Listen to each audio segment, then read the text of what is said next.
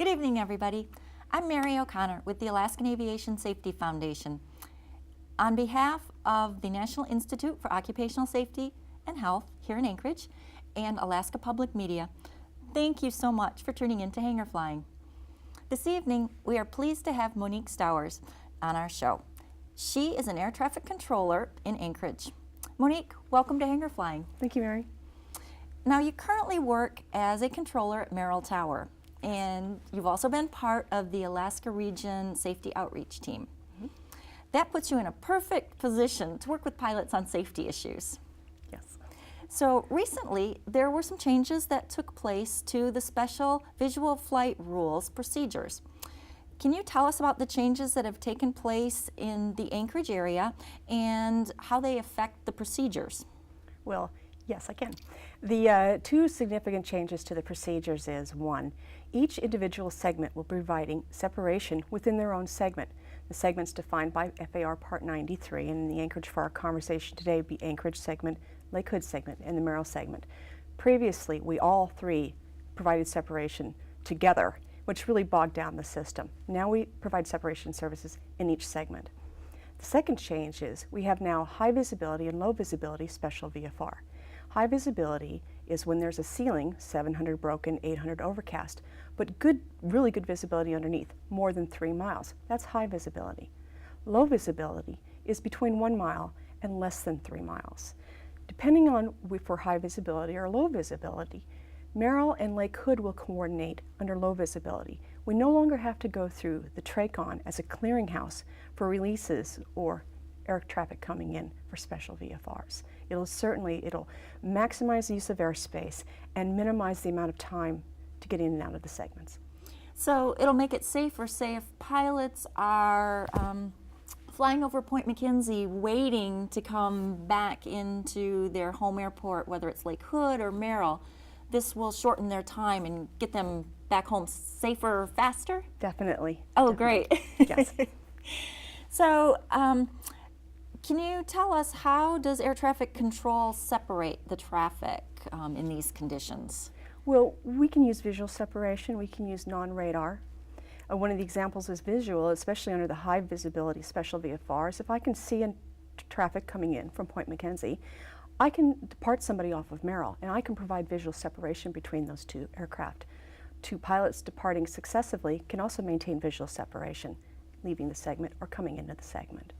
So this is still VFR, or visual flight rules, so a pilot is still responsible for seeing and avoiding traffic. And that is the premise of this, yes. Okay. And do pilots need a transponder with Mode C or any special equipment to operate with special VFR clearances? Well, in the Class C, yes, you do need a Mode C transponder. But in the Class Delta surface areas, Lake Hood and Merrill, no, you do not need. All the pilot needs to do is take responsibility, 1 mile of visibility, and clear of clouds.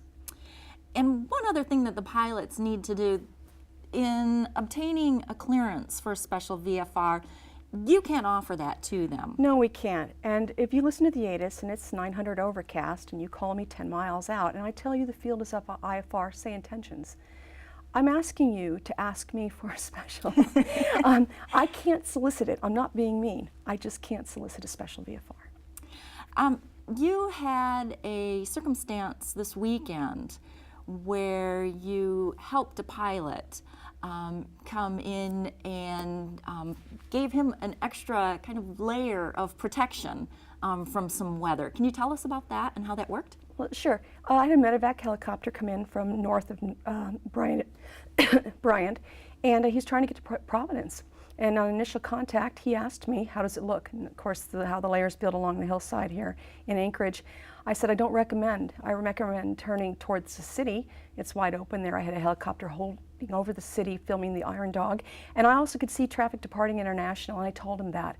So he was able to turn west, and got just west of Elmendorf Tower, and was able to get through the few cloud layers out there and then proceed direct to Providence. It was communication. Him telling me he couldn't proceed any much further, I telling him what I could observe, and he was able to get on his way. But being honest and stating your intentions and saying what you can and can't do as a pilot safely kind of gives you a feel for what you need to provide for them communications-wise and inform them. This is true. And that's why also, I'll bring this up, pilot reports are so very important. Just because I didn't solicit one doesn't mean you can't give me one. The last pilot I had for that aircraft was a 900-foot layer. He told me it was down to 300 feet. So that was a significant change in a very short amount of time. I needed to know that. Wow. Well, thank you, Monique. It's been a real pleasure to have you on the show, and hopefully this information will help some pilots conduct their operations safer and smarter. Yes, thank you. Ladies and gentlemen, if you enjoy hearing about aviation news, safety, and events in Alaska, please consider becoming a member of the Alaskan Aviation Safety Foundation. Your support helps us provide scholarships, host safety seminars, and bring you safety information through hangar flying. Thanks for watching, and if you're a pilot, please remember to file a pilot report. Fly safely.